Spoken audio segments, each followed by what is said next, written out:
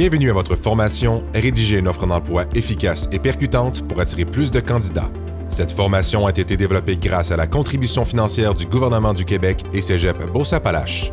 Cette formation de 3 heures est dédiée aux personnes qui s'occupent du recrutement.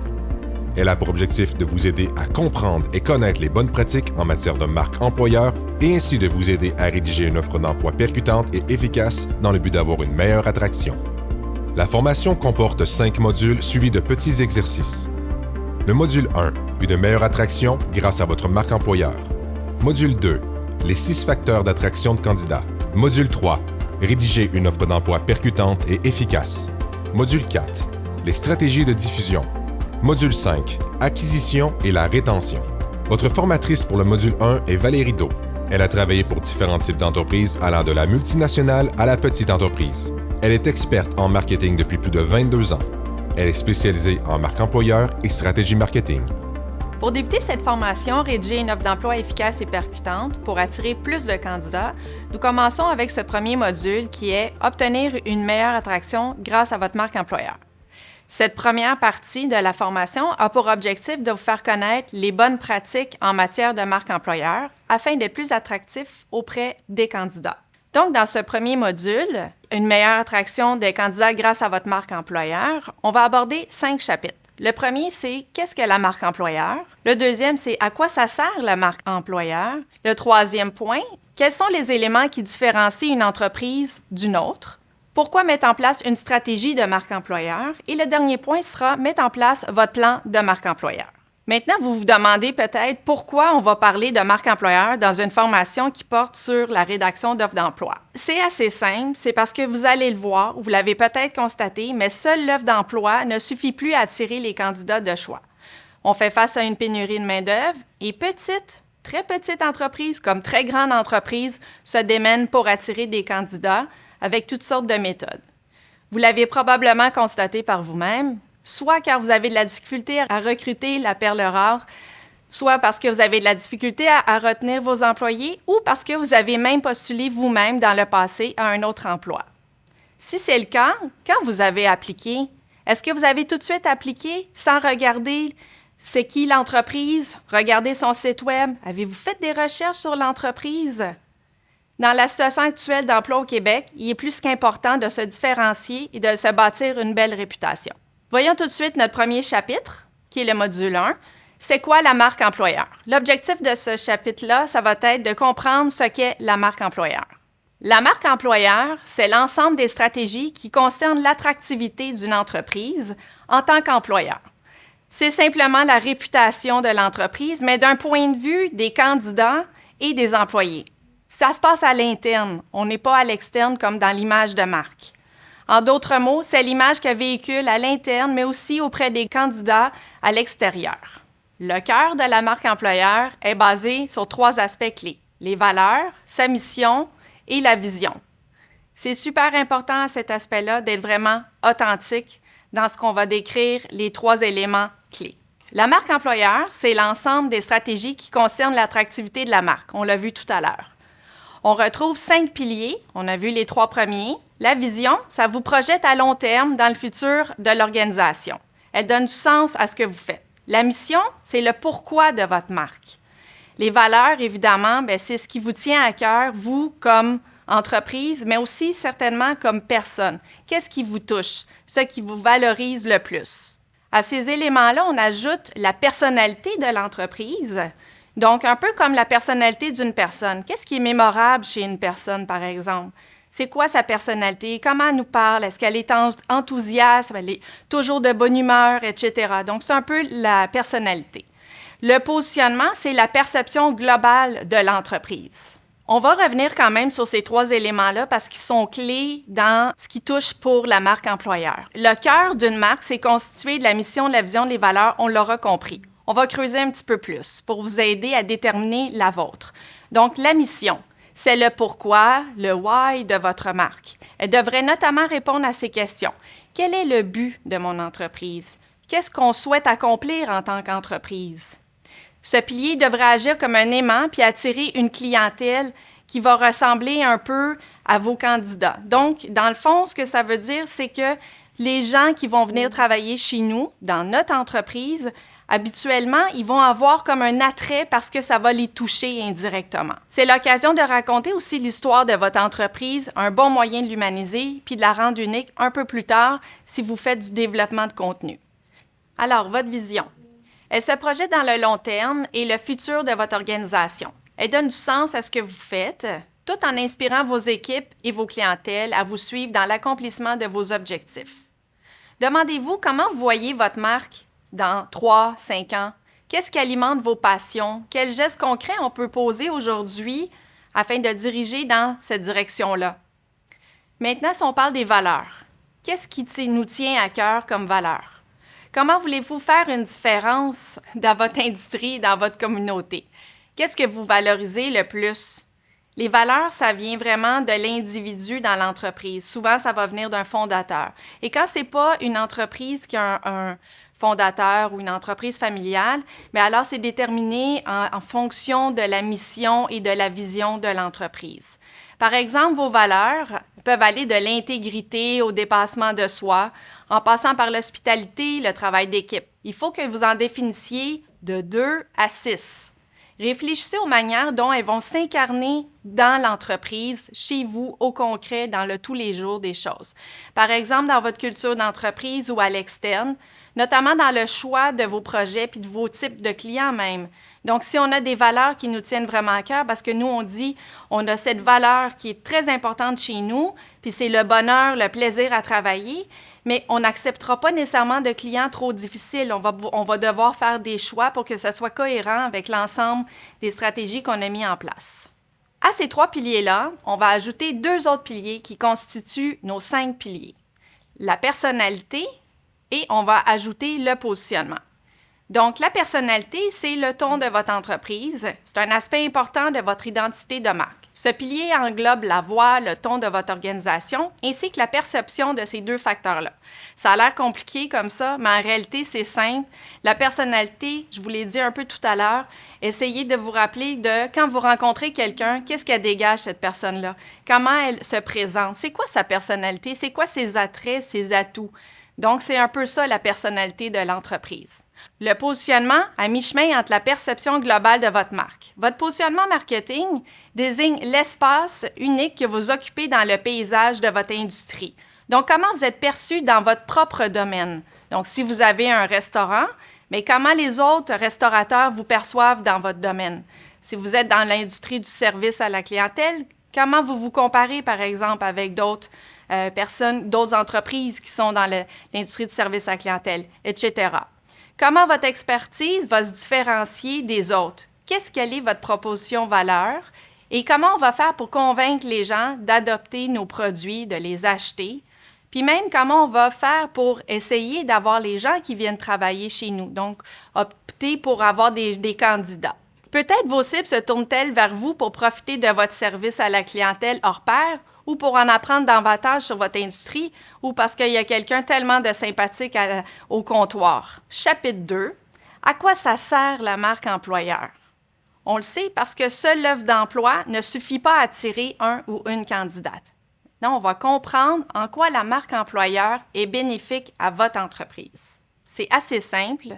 Ça sert globalement à 3 choses. Bien évidemment, à attirer les candidats de choix, à fidéliser nos employés, augmenter la rétention de ceux-ci, mais aussi offrir une meilleure expérience employée et aux collaborateurs. La marque employeur, c'est pas seulement une question d'employés puis de les retenir. C'est aussi la culture d'entreprise, comment on veut faire, comment on veut être perçu de la part des candidats, de la part des personnes avec qui on travaille, des fournisseurs. Donc, globalement, en travaillant de façon sincère et authentique, ces 3 aspects-là, on obtient une bonne réputation d'entreprise et on devient une entreprise intéressante aux yeux des employés, des futurs candidats, et ce qui peut même avoir une incidence sur l'image de marque, c'est-à-dire une perception favorable des consommateurs, des fournisseurs, et etc. Mais maintenant, comment on fait pour travailler ces 3 aspects-là? On veut savoir comment on fait pour se différencier. Qu'est-ce qui fait qu'on est unique ou pas comme entreprise? L'objectif de ce petit module-là, c'est de déterminer quels sont les éléments distinctifs et attractifs de votre entreprise. Tout d'abord, il s'agit d'exemples et en général, on ne va pas en prendre juste un.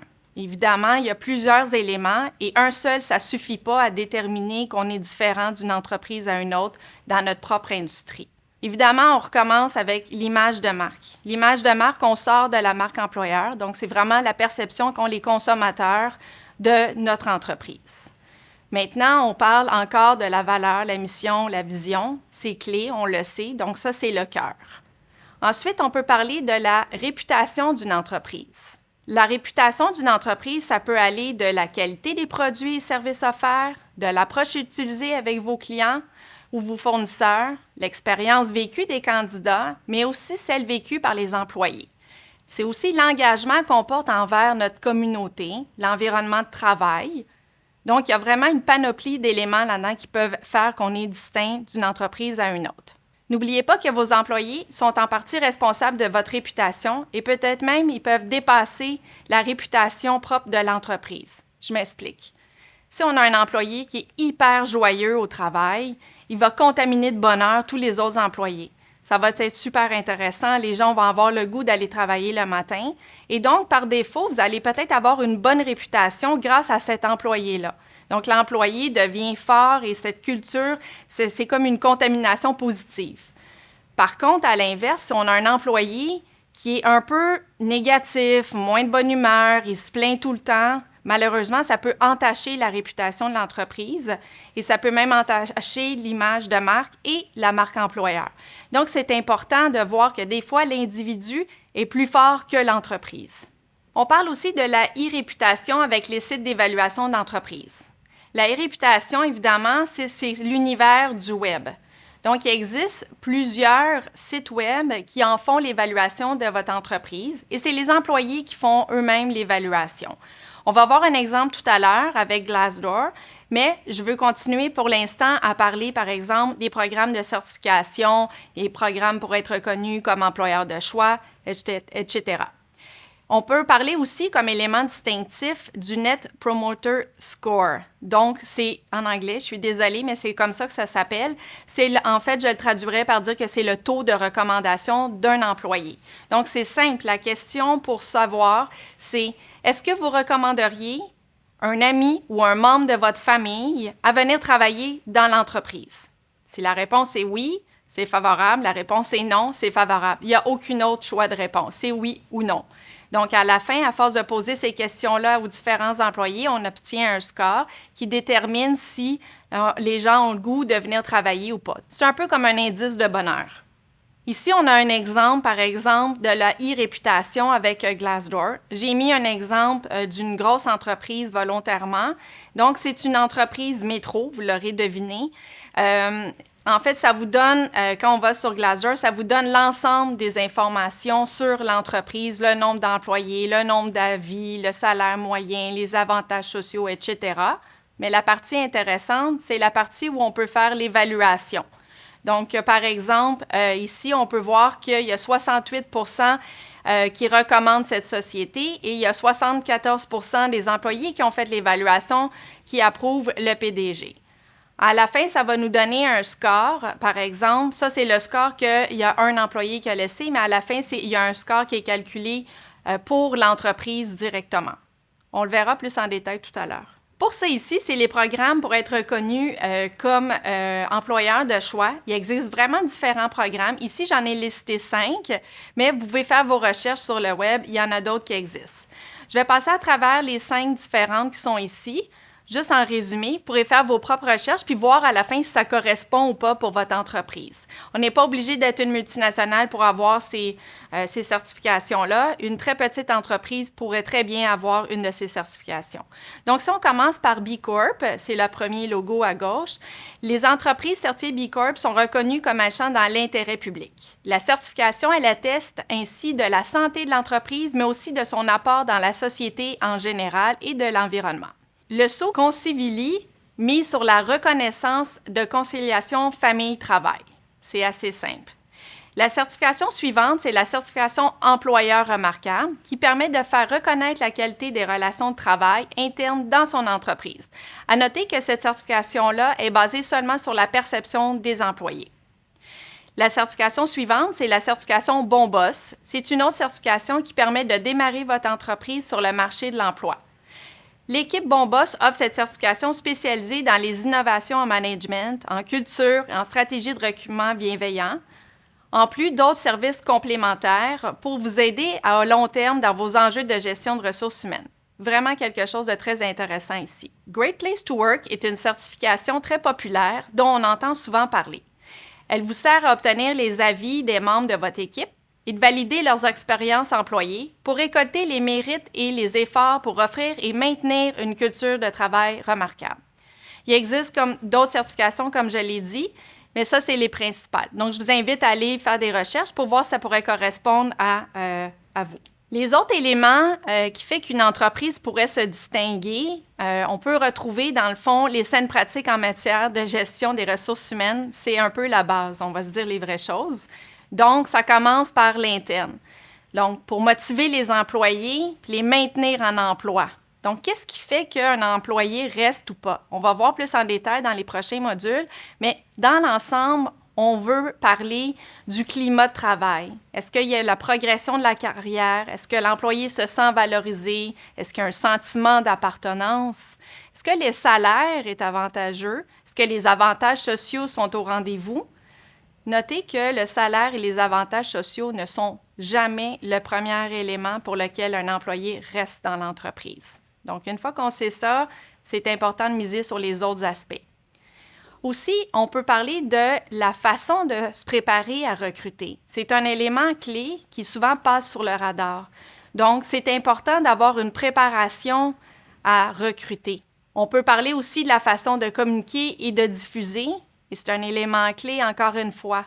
Quand on se prépare à recruter, on a davantage d'informations sur à qui on s'adresse, comment on s'adresse et comment écrire aussi notre description de poste et nos descriptions d'emploi.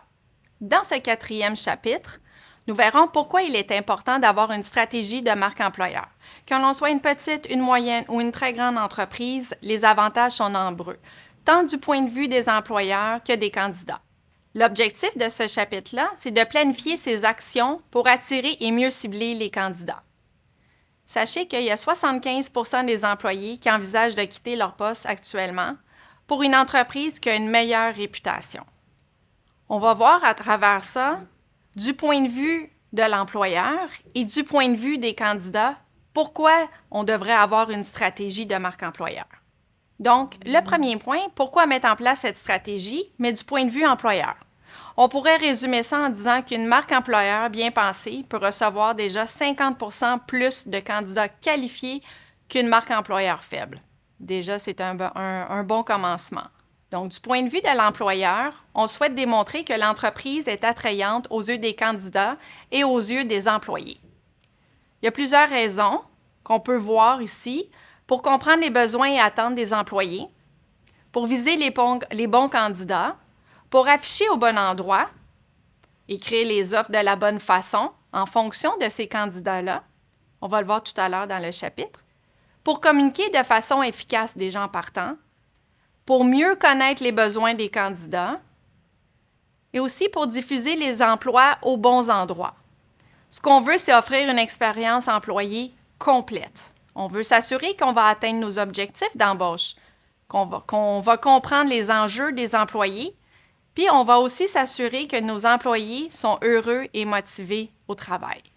Finalement, on peut parler d'un taux de rétention intéressant et de nos objectifs. Voyons maintenant pourquoi on va mettre en place une stratégie de marque employeur, mais du point de vue du candidat et des employés maintenant. En somme, c'est pour démontrer notre culture d'entreprise et nos atouts en tant qu'entreprise, nos avantages. Saviez-vous que 95 % des candidats se renseignent sur l'entreprise avant de postuler? Déjà, c'est important d'avoir une bonne réputation parce que c'est sûr et certain qu'ils vont aller vérifier au moins le site web, peut-être même les réseaux sociaux. Ils vont peut-être faire des démarches aussi sur Glassdoor ou un autre site web comme ça pour savoir s'il y a des évaluations de votre entreprise. Donc, votre image en ligne doit être réfléchie. D'après Glassdoor, il y a 60% des candidats qui ont vécu une mauvaise expérience de recrutement et 72% d'entre eux en parlent sur les réseaux sociaux. Ce que ça veut dire, c'est que si le candidat il passe une entrevue puis qu'il n'est pas satisfait parce qu'il a mal été reçu, vous n'étiez pas préparé comme entreprise, ça va se savoir sur les réseaux sociaux. Si votre entreprise souffre d'une mauvaise réputation en ligne, votre taux de candidat pourrait aussi chuter de 10% versus une entreprise qui a une meilleure réputation. D'après LinkedIn, les candidats font 3 fois plus confiance à vos employés pour connaître la réalité que l'entreprise elle-même. Donc ici, on est sur le site web de Conagra. Conagra, c'est une grande entreprise, mais ce n'est pas vraiment important. C'est juste pour vous présenter l'exemple de Conagra. C'est une page, dans le fond, de carrière. C'est un super bel exemple de la marque employeur. Ils ont vraiment su être capables de cerner l'essence de la marque employeur en une seule page. Donc, par exemple, eux commencent avec une vidéo qui parle de l'entreprise. Ça peut simplement être une photo si vous êtes une plus petite entreprise et vous n'avez pas le budget de vous faire une vidéo, par exemple. Ensuite, une petite description s'impose de votre entreprise ici. Donc, tout de suite en dessous, pour savoir qui vous êtes, qu'est-ce que vous faites.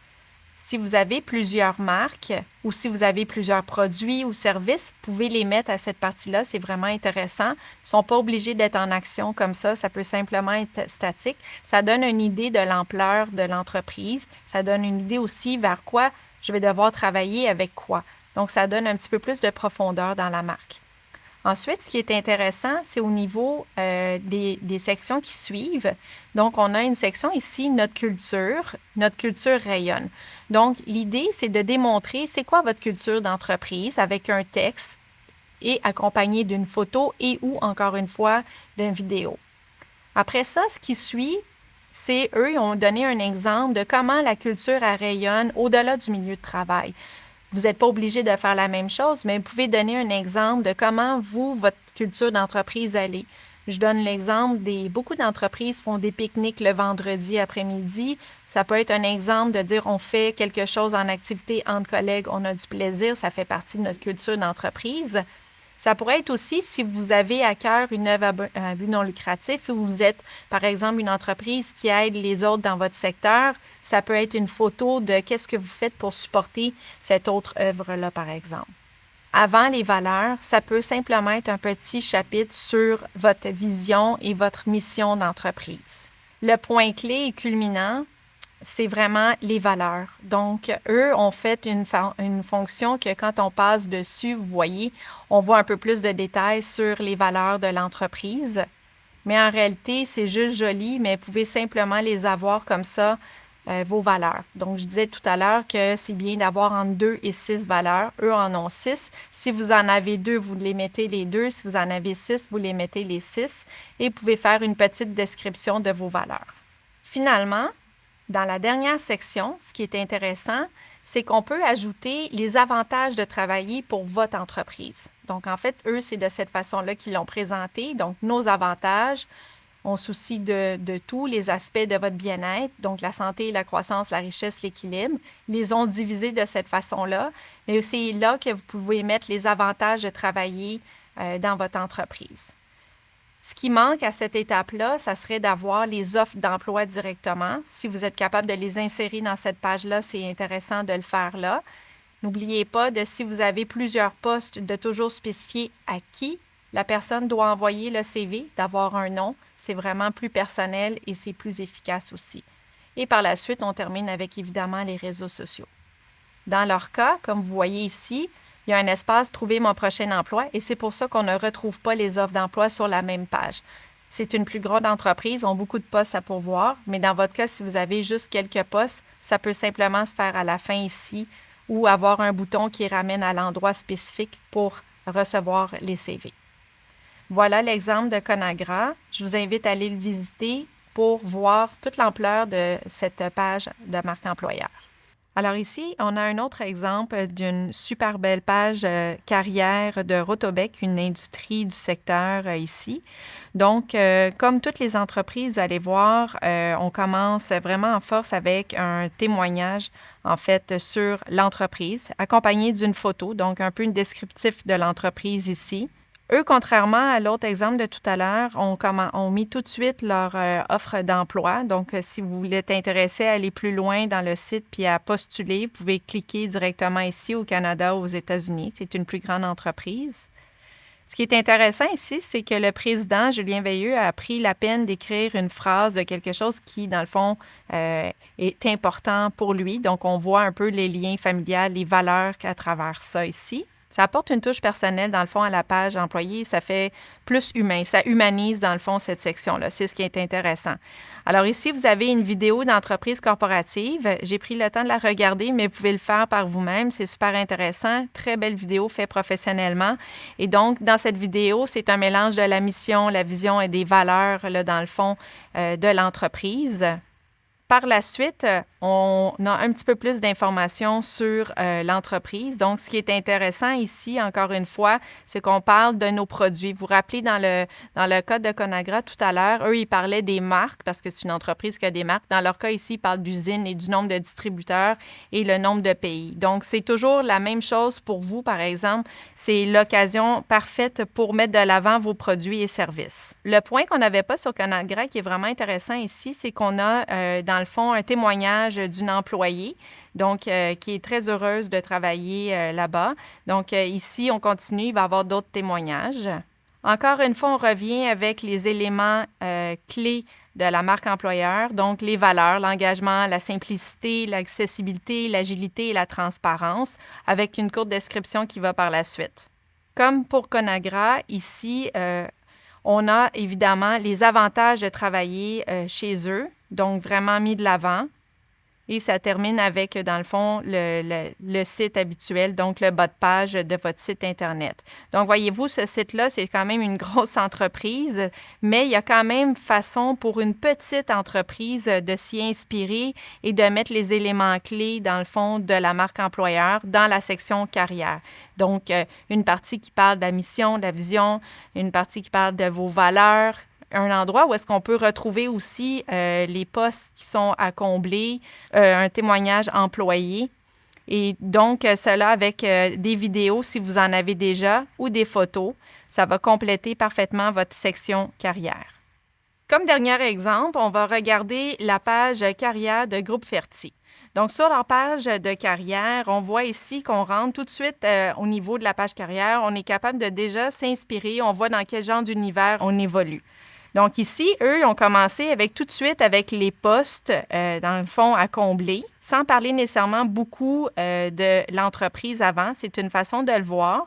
Moi, je suggérerais plus de donner plus l'aspect, dans le fond, de la mission, de la vision, des valeurs avant, mais reste que c'est extrêmement bien fait. Tout de suite, on a la façon pour les candidats de mettre leur candidature pour l'un des postes. Vous avez ici un formulaire où est-ce que vous entrez votre nom, courriel, votre lettre de présentation, votre CV, etc. Le beau bouton pour l'envoyer. Voyez-vous la couleur? C'est quelque chose qu'on n'a pas parlé depuis le début, mais la couleur pour les appels à l'action sont vraiment intéressants ici. Ils sont de couleurs qui flashent. Donc, la couleur rose incite vraiment à cliquer dessus. Même moi, je suis tentée à cliquer dessus en ce moment. Cette partie-là est super intéressante. C'est vraiment toutes les formations, donc tous les attributs qu'offre l'entreprise. Donc, on parle déjà de la formation continue. Dans le fond, pas de souci pour s'habiller, ils fournissent les vêtements, donc vêtements de travail. On parle de, dans le fond, tout ce qui est le bureau à l'extérieur, parce qu'évidemment, c'est un travail qui se fait à l'extérieur. On parle d'activités sociales. Et on parle encore plus d'avantages ici, de même façon un peu que les autres sites, de façon un peu comme style bouton. Intéressant, même si on ne peut pas les cliquer dessus, on voit bien que les avantages de travailler chez eux sont nombreux. Eux aussi en ont mis de cette façon-là avec des boutons, environ 6.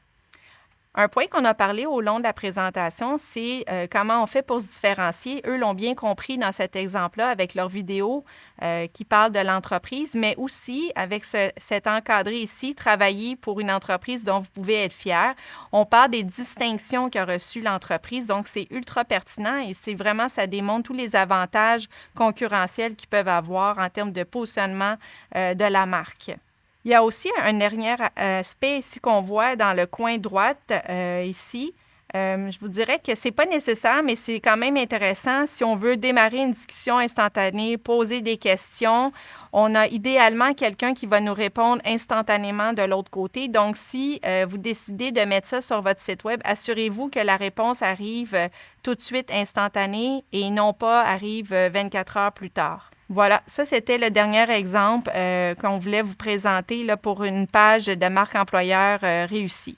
Donc, dans le dernier chapitre de notre module 1, on est là pour vous aider à guider, à mettre en place votre propre plan de marque employeur. Évidemment, l'objectif, vous l'aurez compris, c'est de vous aider à bâtir votre propre plan d'action. On va regarder la première étape, qui est de définir son identité d'entreprise. Donc, on revient avec travailler sa mission, sa vision, ses valeurs. Ce qu'on veut, c'est se positionner dans le marché aux yeux des personnes ou des entreprises qui sont dans la même industrie. On va déterminer nos avantages distinctifs. On en a parlé déjà dans le passé. L'étape 2, c'est d'analyser et de déterminer vos objectifs.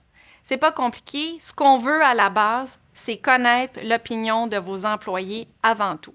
On veut savoir, est-ce que vos employés sont heureux au travail? Qu'est-ce qu'on peut faire en tant qu'entreprise pour s'améliorer? En tant qu'employeur, qu'est-ce que je peux faire pour les aider à rester au sein de mon entreprise? Donc, cette portion-là, elle est hyper importante. Sonder les employés. Là, je vous dirais qu'il existe plusieurs méthodes pour aller sonder les employés. Idéalement, ce n'est pas le patron qui fait cette étape-là. Donc, ce n'est pas non plus la personne qui est directement au-dessus de l'employé qui va poser ces questions-là. Ça doit se faire de façon anonyme. Il existe toutes sortes soit de logiciels ou d'applications ou sur Internet, vous allez pouvoir trouver comment évaluer ou mesurer l'indice de bonheur de vos employés. Donc, cette partie-là, elle est vraiment importante et vous devriez vraiment la mettre en place. Ensuite, on devrait aussi, évidemment, mettre des objectifs en place. C'est à ça que ça sert, dans le fond, cette partie-là. C'est qu'on veut mesurer, par exemple, le nombre d'employés qu'on a besoin pour être efficace. Si, par exemple, vous êtes une compagnie dans le manufacturier, combien d'employés il vous faut pour être rentable, pour que ça fonctionne? C'est important de le savoir à l'avance. Si en bas de tant d'employés, ça ne fonctionne plus, vous n'êtes plus capable de livrer, dans le fond, votre marchandise à temps, bien, c'est un enjeu. Ça devrait faire partie de cette partie-là. On peut mesurer aussi le taux de rétention, le taux d'absence. Donc, comme autre point qui se trouve dans cette section-là en termes d'analyse, c'est le type d'employé que vous avez besoin. Quel genre de type d'employés récurrents qui reviennent? C'est important de le savoir, comme ça va vous préparer pour le recrutement éventuellement. Il y a aussi à cet élément-là le Net Promoter Score que j'ai expliqué tout à l'heure. C'est à cette étape-ci que vous devez, par exemple, le faire dans votre planification. Le dernier point, c'est analyser la concurrence. C'est important à ce moment-ci de savoir où vous vous situez par rapport à la concurrence. Est-ce que vous êtes plus fort? Qu'est-ce qui fait que les autres concurrents, c'est quoi leurs éléments distinctifs? C'est quoi vos éléments distinctifs à vous? À l'étape 3, c'est la stratégie de communication. Donc, c'est à cette étape-ci qu'on détermine où on souhaite afficher nos postes, puis on détermine comment on veut se différencier par rapport à nos concurrents qu'on a vus à l'étape précédente. L'étape 4, c'est l'étape de la communication. C'est une étape importante parce que c'est vraiment à cette étape-là qu'on doit uniformiser notre communication d'entreprise, mais à travers toutes nos plateformes. Donc, notre site Web, nos offres d'emploi, la création d'informations. Donc, toute la communication, si vous avez un ton enthousiaste parce que ça fait partie de votre personnalité, alors ça doit se refléter dans votre communication. Ensuite, on peut ajouter une section carrière à votre site Web, comme on a vu tout à l'heure avec l'exemple de Conagra. Si ce n'est pas fait, c'est le moment de planifier cette partie-là. Donc, la 5e étape, c'est l'étape de la diffusion. On diffuse où nos annonces? On les diffuse où nos offres d'emploi? Bien, déjà en partant sur votre site Web, si vous avez fait votre section carrière, comme l'exemple qu'on a vu tout à l'heure sur cette page-là, par exemple, sur vos réseaux sociaux, sur Québec Emploi. Donc, c'est important que vous soyez une petite, une moyenne ou une grande entreprise de mettre l'effort à cette étape-ci. L'étape 6, c'est l'évaluation et ajustement. Donc, le nombre de candidatures que vous avez reçues. Déterminer aussi par où proviennent, dans le fond, les offres d'emploi. Est-ce qu'ils sont revenus de Québec Emploi? Est-ce qu'ils sont arrivés par votre site Web, par les réseaux sociaux ou par un site que vous avez fait un placement média? Donc, il faut le savoir, il faut regarder et prendre le temps d'analyser cette partie-là. Voilà, on a fait le tour des 6 étapes. En résumé, la marque employeur, c'est la perception qu'ont les employés et les candidats de votre entreprise. Pensez à travailler vos 5 piliers, la mission, la vision, les valeurs, la personnalité de votre entreprise, le positionnement de votre entreprise. Trouvez c'est quoi qui vous différencie comme entreprise. Petite, moyenne, grande, ça ne change pas. Vous devez trouver comment vous différencier. Les candidats prennent le temps de se renseigner sur l'entreprise avant de postuler. Alors, c'est important d'avoir une bonne réputation, une bonne image de marque et une bonne marque employeur.